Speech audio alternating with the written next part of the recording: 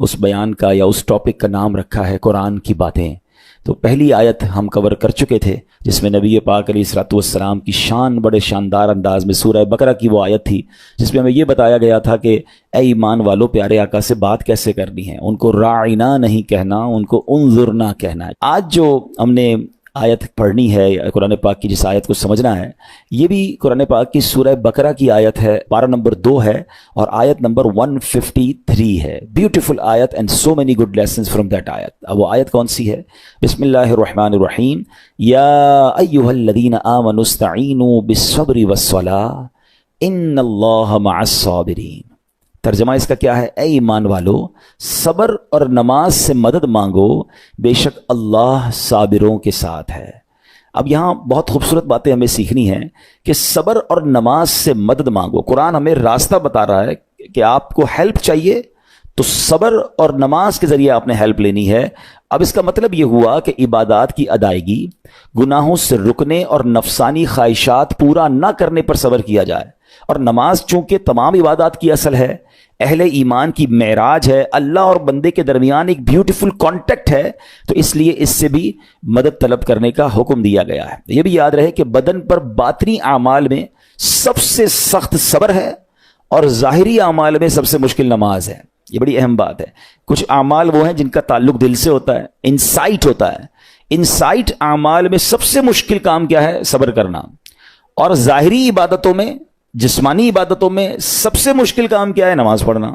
तो ये दो अहम काम दिए गए कि सब्र और नमाज से मदद चाहो। अच्छा, अब हम देखते हैं कि सब्र और नमाज से मदद मिलती कैसे है और सरकार दो आलम सल्लल्लाहु अलैहि वसल्लम का इसमें क्या मामूल था, आप जरा सुनिएगा।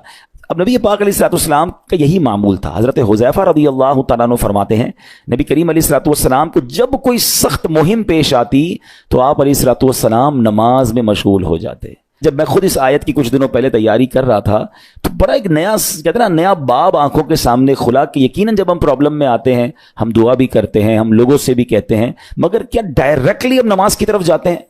हालांकि कुरान ने हमें प्रॉब्लम्स का सॉल्यूशन क्या दिया है कि सब्र और नमाज से मदद चाहो। अब आगे चलें। हज़रत उमर फारूक का भी यही अमल था कि कोई मुश्किल दरपेश आती तो आप रज़ियल्लाहु तआला अन्हु को अगर कभी इस्लामी फौजों के आने में ताखीर पता चलती, यानी आप चूंकि जंगों के लिए फौजों को रवाना करते थे, बहुत शानदार स्ट्रेटेजिक प्लानर थे, तो अब फौज गई और एक्सपेक्टेशन ये थी कि फलां टाइम को वापस आ जाएगी। उस जमाने में टेलीफोन तो था नहीं, इंटरनेट तो था नहीं कि लोकेशन शेयर हो जाएगी, ये कॉल आ जाएगी कि सर हम यहाँ रुके हुए हैं। अब टाइम हो जाता और फौज वापस ना आती ना, तो आप अब उसको क्या करते? क्या पता तो नहीं क्या हुआ उनके साथ, खैरियत से आ जाएं, तो आप नमाज में मशगूल हो जाते, नमाज के लिए खड़े हो जाते। अब क्या हमारे साथ कभी ऐसा होता है कि हमारा बच्चा कहीं गया है, उसकी खबर नहीं आ रही, या कोई चीज हमारी आनी है अभी तक पहुंची नहीं है, या कोई अच्छी न्यूज नहीं आ रही है, तो हम क्या उसके लिए नमाज की तरफ जाते हैं? ये नबी पाक का हमेशा मामूल रहा। हज़रत अब्दुल्लाह बिन मोहम्मद हनफिया रहमतुल्लाहि तआला अलैह फरमाते हैं कि मैं और मेरे वालिद एक अंसारी रिश्तेदार के पास इयादत करने गए। जब नमाज का वक्त हुआ तो उन्होंने अपने अहले खाना में से किसी को पुकारा कि ए लड़की, वुजू का पानी ले आओ और हमारे लिए नमाज में राहत पहुंचाओ, नमाज पढ़कर मैं राहत पाऊं, जल्दी से वुजू का पानी ले आओ। तो कहते हैं हमने उन अंसारी शख्सियत के अल्फाज पर बड़ा ताज्जुब किया कि नमाज से राहत कैसे मिलती है। तो उन्होंने कहा, मैंने नबी पाक अलैहिस्सलाम को फरमाते सुना है, ए बिलाल खड़े हो और हमें नमाज के जरिए राहत पहुंचाओ। इट मीन्स नमाज is relaxation for all of us. नमाज is the way to solve your problem. आपको जब कोई प्रॉब्लम आए ना, आप अल्लाह की बारगाह में नमाज के लिए खड़े हो जाए। मकरू वक्त नहीं है, आप नवाफिल पढ़ना शुरू कर दें। आप देखिए नमाज हेल्प करेगी आपकी, नमाज से आपके लिए राहतें हो जाएंगी आपकी। हज़रत अब्दुर रहमान बिन औफ कितने बड़े सहाबी हैं रज़ियल्लाहु तआला। ये वो सहाबी हैं कि जो अशराए मुबश्शरा में से भी हैं, and he was billionaire on that time. सबसे अमीर सहाबा में जो नाम आते हैं वो हज़रत उस्मान गनी और हज़रत अब्दुर रहमान बिन औफ रज़ियल्लाहु तआला के नाम आते हैं। आपका एक बार बेहोशी, गशी तारी हुई, ठीक है, अनकॉन्शियस हो गए आप, तो आपकी वालदा ने क्या किया? आपकी वालदा, लोग समझे कि आपकी जान निकल गई है, आपकी वालदा मस्जिद की तरफ चल पड़ी ताकि वहां जाके नमाज पढ़ें और उससे मदद हासिल करें। जब हज़रत अब्दुर रहमान बिन औफ को होश आया ना, तो लोगों ने कहा कि आपकी तबीयत कैसी है? तो आपने कहा क्या मुझ पर गशी तारी हो गई थी? हैं? तो कहा जी। तो कहते हैं बेशक मेरी बेहोशी में मेरे पास दो फरिश्ते आए और कहने लगे, तुम चलते नहीं कि हम तुम्हें खुदा की बारगाह में ले जाएं और तुम्हारे बारे में फैसले लिए जाएं? दूसरे फरिश्ते ने कहा, इन्हें लौटा दो, ये उन अफराद में से है जिनके लिए इनकी माओं के पेट में ही सआदतमंदी लिख दी गई थी। اور ان قریب اللہ تعالیٰ ان کے ذریعے ان کی اولاد کو جب تک چاہے گا نفع دے گا. اس کے بعد آپ رضی اللہ تعالیٰ عنہ 1 مہینہ مزید زندہ رہے, اس کے بعد انتقال ہوا. تو پتہ چلا کہ آپ کی والدہ نے نماز پڑھی, اللہ سے مدد مانگی, اور آپ کو اللہ نے ایک نئی زندگی عطا فرمائی. تو آپ اپنی زندگی میں اس پریکٹس کو آج اس آیت سے دیکھیں. ہم نے کرنا کیا ہے, ہم جب بیان میں آئیں تو صرف بیان نہیں سننا ہے, ہم نے اللہ نے مجھے کہا کیا ہے, ہم اس ٹاپک کو لے کے اسی لیے چل رہے ہیں نا کہ میرے رب نے ڈائریکٹلی مجھ سے کیا بات کی ہے. تو آج اس آیت میں یہ لیسن مل رہا ہے کہ جب کسی پرابلم میں ہیں, کلیمٹی میں ہیں, تو اللہ کی طرف جانا ہے اور نماز سے مدد چاہنی ہے. وَاسْتَعِينُوا بِالصَّبْرِ وَالصَّلَاةِ. اچھا اب آپ دیکھیں پیارے آقا کی نماز کی کیسی عادت تھی. بادل گرجتے تھے, آندھی چلتی تھی, کسی بری خبر کی اطلاع آ رہی ہوتی تھی, نبی پاک نماز کی طرف چلے جاتے. اچھا مجھے بتائیں نماز استسقاء کیا ہے؟ بارش نہیں ہو رہی ہے, پیارے آقا نماز پڑھا رہے ہیں. سورج گہن ہو رہا ہے, نبی پاک نماز پڑھا رہے ہیں. چاند گہن ہو رہا ہے, پیارے آقا نماز کی طرف. یعنی کس قدر اللہ کی طرف رجوع ہے. And whenever anything bad happen یا گوئنگ ٹو بیڈ ہیپن, ہونے والی لگ رہی ہے, کچھ بڑا ہونے والا ہے. ہمیں بھی تو خبریں آ رہی ہوتی ہے نا کہ بھائی کل بہت شدید بارش ہوگی, اللہ نہ کرے کوئی اور بری خبر ایکسپیکٹیشن ہے, آپ کو کاروبار میں کوئی ایسی خبر آنے کا ڈر ہے, یا آپ کی کوئی شپمنٹ جاری ہے, واٹ ایور آپ چاہتے ہیں ہر چیز بہتر ہو جائے. قرآن نے فارمولا دیا نا, وَاسْتَعِينُوا بِالصَّبْرِ وَالصَّلَاةِ. اللہ نے ڈائریکٹلی مجھے اور آپ کو کہا ہے. تو from now on words make your practice کہ میں نے انشاءاللہ نماز سے مدد لینی. اور آپ اپنی آنکھوں سے دیکھیں گے, اور آپ اللہ سے عرض بھی کریں کہ اللہ تو نہیں قرآن میں کہا ہے مدد لے, میں نے کھڑا ہو گیا نماز کے لیے. تو نماز سے آپ نے مدد لینی ہے. اچھا اب اس کے بعد آیت کا جو سیکنڈ پارٹ ہے کہ صبر سے بھی مدد لینی ہے. اور آگے کیا فرمایا, ان اللہ مع الصابرین, اللہ صابروں کے ساتھ ہے. سبحان اللہ. اس کا مطلب یہ ہوا کہ اللہ تعالیٰ اپنے علم و قدرت کے ساتھ ویسے تو ہر کسی کے ساتھ ہے, لیکن یہاں صبر کرنے والوں کا خاص ذکر اس لیے ہوا تاکہ انہیں معلوم ہو جائے کہ اللہ تعالیٰ ان کی مشکلات کو دور فرما دے گا. مگر کرنا کیا ہے, صبر کرنا ہے. اچھا اب صبر کے بارے میں 2 باتیں بڑی اہم ہیں کہ صبر نارملی ہم جب بھی صبر کے بارے میں سنتے ہیں تو صبر ہم کہتے ہیں یار تکلیف آئی ہے صبر کرو, یقیناً یہ بھی صبر ہے, مگر صبر کی ایک اور قسم بھی ہے جو اس سے بھی سپیریئر ہے, جو اس سے بھی افضل ہے. اور وہ کیا ہے, گناہ کے لیے دل چاہے, حرام کے لیے دل چاہے, نفسانی خواہشات برا کام کروانا چاہ رہی ہیں, اور بندہ اس پر صبر کرے.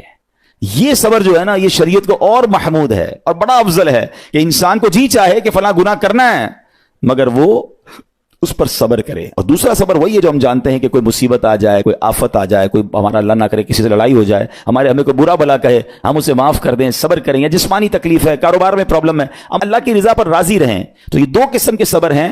اور جب کوئی بندہ صبر کرتا ہے نا تو قرآن و حدیث اور بزرگان دین کے اقوال سے میں اب آپ اس کے 10 فائدے بتانا چاہتا ہوں. میں کہتا جاؤں گا, آپ اللہ کے ذکر کی نیت سے سبحان اللہ بھی کہتے رہیں, جنت میں درخت بھی لگاتے رہیں. ٹھیک ہے. اللہ تعالیٰ صبر کرنے والوں کے ساتھ ہے.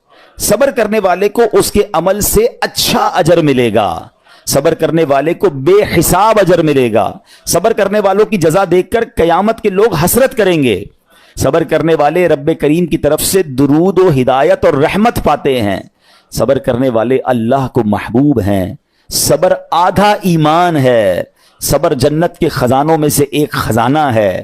صبر کرنے والے کی خطائیں مٹا دی جاتی ہیں, اور صبر ہر بھلائی کی کنجی ہے. اب آتے ہیں ان دونوں صبر کو تھوڑا سا ڈیفائن کرتے ہیں. ایک نفسانی خواہشات, گناہ کا جی چاہتا ہے, کیونکہ نفس ہے نا وہ تو ہر وقت موج مستی چاہتا ہے, وہ تو ہر وقت چاہتا ہے جناب بس یہ بھی کام کر لوں وہ بھی کر لوں. اب مجھے یہ دیکھنا ہے کہ میرا یہ کام اللہ کو راضی کرے گا یا رب کو ناراض کر دے گا. لیکن جو نفسانی خواہشات پر صبر کرتا ہے نا, گناہ سے اپنے آپ کو بچاتا ہے, قرآن کیا کہتا ہے, وَأَمَّا مَنْ خَافَ مَقَامَ رَبِّهِ وَنَهَى النَّفْسَ عَنِ الْهَوَىٰ فَإِنَّ الْجَنَّةَ هِيَ الْمَأْوَىٰ. اور رہا وہ جو اپنے رب کے حضور کھڑے ہونے سے ڈرا اور نفس کو خواہش سے روکا تو بے شک جنت ہی اس کا ٹھکانہ ہے. دل چاہ رہا ہے, شیطان کہہ رہا ہے کر لے, کوئی دیکھنے والا نہیں ہے, علاقہ بھی چینج کر لیا, شہر بھی تبدیل ہو گیا, nobody here to watch you, مگر اللہ دیکھ رہا ہے. اچھا نارملی اگر غور کریں ہم گناہ کرتے کیوں ہیں, جتنے بھی گناہ ہیں, what ever the list of گناہ اٹھائیے, کوئی شراب پیتا ہے, کوئی بدکاری کرتا ہے, معاذ اللہ, کوئی جوا کھیلتا ہے, کوئی جناب بے حیائی کرتا ہے, گندی چیزیں دیکھتا ہے یا جھوٹ بولتا ہے, واٹ ایور, ان تمام گناہوں میں تھوڑی سی لذت ہے, ٹیسٹ. ٹھیک ہے, غیبت میں بھی ٹیسٹ ہے, بلکہ کتابوں میں آیا کہ غیبت میں شراب سے بھی زیادہ مزہ ہے, جبھی تو بندہ چھوڑتا نہیں ہے. اچھا لیکن یہ تمام ٹیسٹ میں ایک بڑی اہم بات اب میں کہنے جا رہا ہوں. یہ بزرگ نے بڑی کمال کی 1 لائنر ہمیں دے دیا ہے. وہ کہتے ہیں کبھی بھی لذت کے لیے گناہ مت کرنا, کیونکہ لذت ختم ہو جائے گی, گناہ کا جواب اور پنشمنٹ باقی رہ جائے گی. اب آپ اس فارمولے کو سامنے رکھیں کہ جب بھی ہم گناہ کرتے ہیں فیو منٹس یا فیو آورز کی ایک انجوائمنٹ ہے, آفٹر دیٹ انجوائمنٹ ختم. مگر اس کا جواب باقی ہے, عذاب باقی ہے, اللہ نہ کرے اللہ ناراض ہوا تو پنشمنٹ باقی ہے. تو کیا فرمایا, انجوائمنٹ کے لیے گناہ مت کرنا, انجوائمنٹ ختم ہو جائے گی, عذاب باقی رہ جائے گا.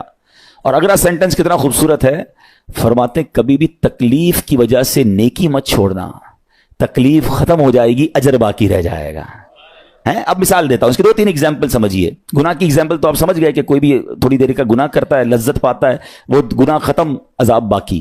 اب نیکی میں کیا ہوتا ہے, فجر کے لیے اٹھنا ہے, نیند آ رہی ہے, دل نہیں چاہ رہا, آپ اٹھے, آپ نے وضو کیا, فجر پڑا, وہ اٹھنے کی تکلیف تو ختم ہو گئی نا, واپس سونا تو سو جائیے, مگر فجر کا اجر اور ثواب باقی رہ گیا ہے. رمضان کے روزے ڈیفیکلٹ ہیں, لیکن افطار کے بعد تکلیف ختم ہو جاتی ہے, ہم کھاتے پیتے ہیں, موج کرتے ہیں, مگر ثواب باقی رہ جاتا ہے. کبھی کبھی آپ کو کوئی مسجد میں بلاتا ہے, یار چلو بھائی بیان ہو رہا ہے, اجتماع ہو رہا ہے, کوئی نیکی کی بات ہو رہی ہے, نہیں یار دل نہیں چاہ رہا, آپ آ گئے, آدھے 1 گھنٹہ بیٹھے, پھر چلے گئے, وہ آپ کا جو ٹینشن تھا یا پریشر تھا وہ ختم ہو گیا, مگر ثواب باقی رہ گیا. تو اب اس فارمولے کو یاد رکھیے گا, جب بھی گناہ آپ کی طرف آئے نا, آپ سوچیں کتنی دیر کا فائدہ ہے. 1 گھنٹہ دوستوں کے ساتھ بیٹھوں گا, بری باتیں کروں گا, 2 گھنٹے فلم دیکھوں گا, 2 ڈھائی 3 گھنٹے, بس اس کے بعد جواب تو باقی ہے نا, قیامت تک اللہ کو جواب دینا پڑے گا. نہیں یار مجھے انجوائمنٹ کے لیے گناہ نہیں کرنا ہے. اور جب کوئی نیکی کا کام آئے اور آپ کو لگے یار دل نہیں چاہ رہا, مزہ نہیں آ رہا, بوریت ہوگی, چھوڑنا یار, تو بندہ سوچے کتنی دیر کی نیکی ہے, آدھے گھنٹے کی, 1 گھنٹے کی, بس 2 گھنٹے کی, اور ثواب باقی رہ جائے گا. Let's do it. اگر یہ بات سمجھ آ گئی نا آپ کو, تو انشاءاللہ دیکھیے گا گناہ سے بچنا اور نیکیاں کرنا آسان ہو جائے گا. تو اب کیا فرمایا قرآن نے کہ جس نے اپنے نفس کو روکا, کیا خوبصورت آیت ہے, وَأَمَّا مَنْ خَافَ مَقَامَ رَبِّهِ وَنَهَى النَّفْسَ عَنِ الْهَوَىٰ, اور رہا وہ جو اپنے رب کے حضور کھڑے ہونے سے ڈرا اور نفس کو خواہش سے روکا, تو بے شک جنت ہی اس کا ٹھکانہ ہے. اور ایک اور جگہ کمال سے فرمایا, وَلِمَنْ خَافَ مَقَامَ رَبِّهِ جَنَّتَانِ, مبارک ان کو جو اللہ سے ڈرتے ہیں نا, صبر کرتے ہیں, گناہ نہیں کرتے, رک جاتے ہیں. قرآن کہتا ہے جو اپنے رب کے حضور کھڑے ہونے سے ڈرے اس کے لیے 2 جنتیں ہیں, 1 نہیں 2 جنتیں ہیں. سورہ رحمان کی آیت ہے. تو پتا چلا کہ نفس کو روکنا یہ آسان بھی نہیں ہے, ہاں دل بہت چاہتا ہے, مگر یہ صبر جو ہے نا, ان اللہ مع الصابرین کا جو معراج ہے, جو ٹاپ آف دا لسٹ صبر ہے, وہ یہ صبر ہے. اچھا اب آتے ہیں ایک اور صبر کی صورت, کہ اب آپ کو کسی نے غصہ دلا دیا, برا بھلا کہا, یا آپ کے مزاج کے خلاف بات ہو گئی, اب آپ نے روکنا ہے اپنے آپ کو. اب غصے کا اظہار نہیں کرنا, لڑائی نہیں کرنی, گالی کا جواب گالی, اینٹ کا جواب پتھر, انگریزی کا مقولہ ہے نا ٹٹ فور ٹیٹ, جیسے کو تیسا نہیں, یہ ہماری شریعت ہمیں نہیں سکھاتی. اچھا آج کل کسی کو کہو نا یار آپ کیوں یار لڑائی کر رہے ہیں, بھائی میں جواب نہ دوں تو لوگ سمجھیں گے کمزور آدمی ہوں, مجھے اپنا روب بھی تو رکھنا ہے, میں بھی تو پتا چلے کون ہوں, اپنا بتاؤں تو صحیح کون ہوں. سچی بات پتہ کیا ہے, جو ٹٹ فور ٹیٹ کرتا ہے, گالی کا جواب گالی سے دیتا ہے نا, وہ واقعی بتا دیتا ہے وہ کون ہے, وہ اپنا تعارف کروا رہا ہوتا ہے کہ یہ بھی ایسا ہے, میں بھی ویسا ہی ہوں. او بھائی. اچھا پھر ایک اور عجیب جملہ بڑا مشہور ہے آج کل, جناب ہم شریف کے ساتھ شریف ہیں, ہم بدماش کے ساتھ بدماش ہیں. مجھے آج تک سمجھ نہیں آئی یہ کون سا بٹن لگا ہوا ہے آپ کے اندر کہ شریف کے ساتھ آپ شریف ہو جاتے ہیں, بدماش آتا تو آپ بھی بدماش ہو جاتے ہیں. جناب والا, شریف آدمی شریف کے ساتھ بھی شریف ہوتا ہے, بدماش کے ساتھ بھی شریف ہوتا ہے. جب بھی تو وہ غلط آدمی اچھا ہوگا نا. نبی پاک علیہ الصلوۃ والسلام نے گالیاں سن کر دعائیں دی ہیں, پتھر برسانے والوں کو بھی دعائیں دی ہیں, مگر ہم تو تیار ہی رہتے ہیں, یار میں بتاؤں گا اس کو میں کون ہوں, 1 گالی دی ہے میں اس کے ساتھ پشتوں کو گالیاں دوں گا. تو پھر آپ بھی ویسے ہی ہو گئے نا جناب. حدیث پاک کیا ہے, ہو از مور اسٹرانگر, ہو از مور پاورفل. اللہ کے حبیب علیہ الصلوۃ والسلام فرماتے ہیں کہ بہادر وہ نہیں, یہ بخاری شریف کی حدیث ہے, بہادر وہ نہیں جو پہلوان اور دوسرے کو پچھاڑ دے, بلکہ بہادر وہ ہے جو غصے کے وقت اپنے آپ کو قابو میں رکھے. اصل بہادری یہ ہے. تو اگر آپ نے واقعی صبر سے مدد لینی ہے, ان اللہ مع الصابرین کا مجدہ لینا ہے, تو بدلے نہیں لینا ہے, معاف کرنا ہے. ذرا مل کر میرے ساتھ شب قدر کی دعا دہرائیے گا, اللہم انک عفو کریم تحب العفو فاعف عنی, اللہم انک عفو کریم تحب العفو فاعف عنی, اللہم انک عفو کریم تحب العفو فاعف عنی. واٹ از دا میننگ, اس دعا کا معنی کیا ہے؟ اللہم انک عفو, اے اللہ تو معاف کرنے والا ہے, تحب العفو, معافی کو پسند کرتا ہے, فاعف عنی, اللہ مجھے بھی معاف کر دے. ہم کیا کہہ رہے ہیں اللہ سے, اللہ مجھے معاف کر دے اور میرے سارے اگلے پچھلے گناہ معاف کر دے. مگر دیر از اے کوسچن, آپ نے معاف کر دیا سب کو؟ بندہ کہتا نہیں میں تو انتظار میں بیٹھا ہوں, میں تو موقع کی تلاش میں, بس موقع ملے پھر بتاؤں گا میں کون ہوں. ہاتھ میں آ نہیں رہا بندہ, ٹرائی کر رہا ہوں کسی جگہ آ جائے, بس کوئی اس کے پیسے ویسے آ جائیں, کوئی اس کا معاملہ میرے پاس آ جائے, بس پھر دیکھو کیا کرتا ہوں. بیٹھے اس انتظار میں بیٹھے بہت سارے لوگ, کمال ہے یار. یعنی دشمنیاں پالی ہوئی ہیں, رشتہ داریاں کاٹی ہوئی ہیں, دوستوں کے پاس جا نہیں رہے ہیں, میاں بیوی میں لڑائی ہے, ایک سوری کے لیے بیوی گھر بیٹھی ہے, وہ کہتی شوہر سوری کہہ دے تو میں آ جاؤں گی, شوہر کہتا ہے بیوی معافی مانگ لے تو میں لے آؤں گا. ارے بھائی کوئی بھی آگے بڑھ کے معافی کر لو بھائی, اللہ سے معافیاں مانگ رہے ہو, بندوں کو معاف کرنے کے لیے لیے کوئی تیار نہیں ہے. مجھے خود بتائے نا یہ کیسی دعا ہے کہ اے اللہ تو مجھے معاف کر دے, میں نے کسی کو معاف نہیں کرنا. یہ بنتی ہے دعا؟ اللہ سے پتہ ہے کیا کہیں, اے اللہ میں نے بندہ ہو کر تیرے سارے بندوں کو معاف کر دیا ہے, تو سب سے بڑا معاف کرنے والا ہے نا, اللہ تو بھی مجھے معاف کر دے. Look at the way to talk. یہ مزہ ہے نا بات کرنے کا, پھر دعا کرنے کا لطف بھی آئے گا آپ کو. تو دشمنی